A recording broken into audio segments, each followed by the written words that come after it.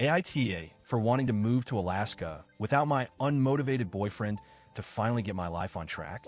I'm 24 years old, living in South Carolina, and trying to figure out how to get my life back on track. Currently, I live in my mom's house, rent-free, and that's the only reason I've been able to stay afloat these past few months.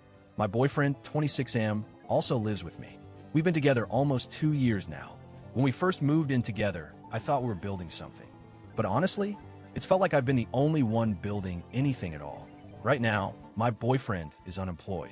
He lost his last job a couple months ago because, in his own words, he just couldn't get up on time.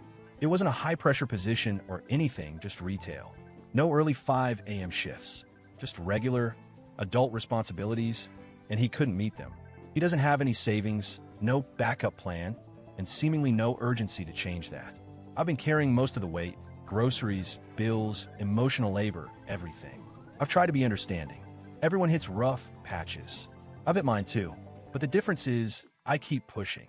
I keep looking for ways to improve, to build something stable. Meanwhile, he's content playing guitar in the living room and saying we'll figure it out. Lately, I've been feeling like I'm drowning in potential that isn't mine.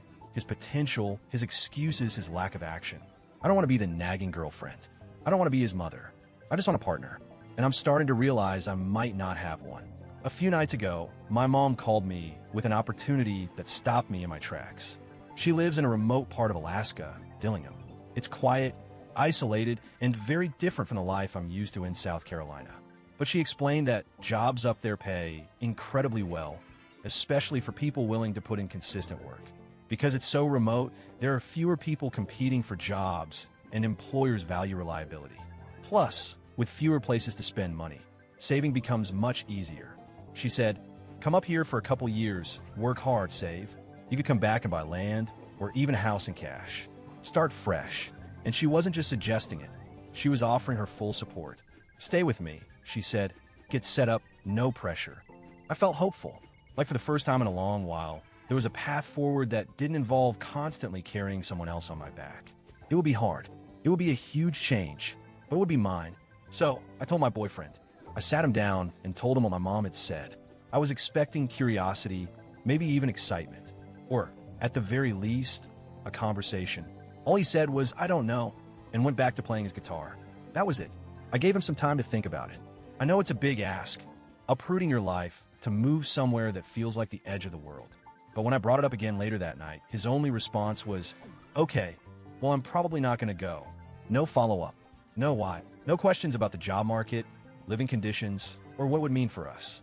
Just a flat-out no, followed by silence. It crushed me. Not because I expected him to drop everything and say yes immediately, but because he didn't even care enough to engage. Didn't even ask what it would mean for our future. He just opted out. I realized then that I've been the only one thinking about our future at all. I've been the one sacrificing, adjusting, and planning, while he's just been coasting. And I can't make someone want a better life if they're already comfortable being stuck. It made me wonder, how long have I been waiting for someone who has no plans to grow with me? This moment forced me to zoom out and look at our whole relationship through a new lens. I'm independent. I've traveled to almost every U.S. state on my own. I'm adventurous. I love new places, new challenges, change. I've always believed that life is about growth, becoming better, smarter, stronger over time. But my boyfriend, he's never even left the Carolinas. He's afraid of flying, doesn't drive long distances, and gets overwhelmed by the idea of doing anything outside his comfort zone.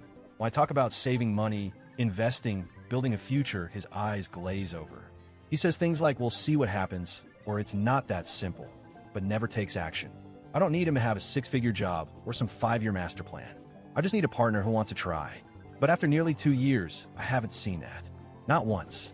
He's never budgeted, never worked towards something bigger, never made sacrifices for us.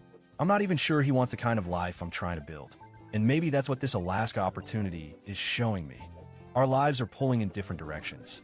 I want freedom, stability, possibility. He wants comfort, familiarity, the path of least resistance. Now I'm at crossroads. My mom has made it clear the offer stands. I could leave in a few weeks, start a whole new chapter, save money, work hard, find clarity, maybe even find myself again. But if I go, I know what that means for my relationship. He won't follow. He won't fight for me. He already said he's probably not going, and I'm tired of dragging someone who doesn't want to walk with me. It hurts. I love him, or at least I love the version of him I thought he might grow into. But maybe I've been holding on to a future that only existed in my head. And now, life is offering me an out. A reset button. A chance to live fully, not half-heartedly. I don't want to waste my 20s stuck in the wrong life with the wrong person. So here I am, Reddit, at 24, with a choice that feels both terrifying and freeing. Do I go to Alaska? Do I choose growth over comfort, even if it means leaving behind someone I've loved? Has anyone else ever felt this kind of push from life, like the universe was saying, go now, or stay stuck? Would love to hear your stories, advice, regrets, or encouragement. I don't want to hurt him. I don't want to feel selfish. But maybe choosing myself isn't selfish at all.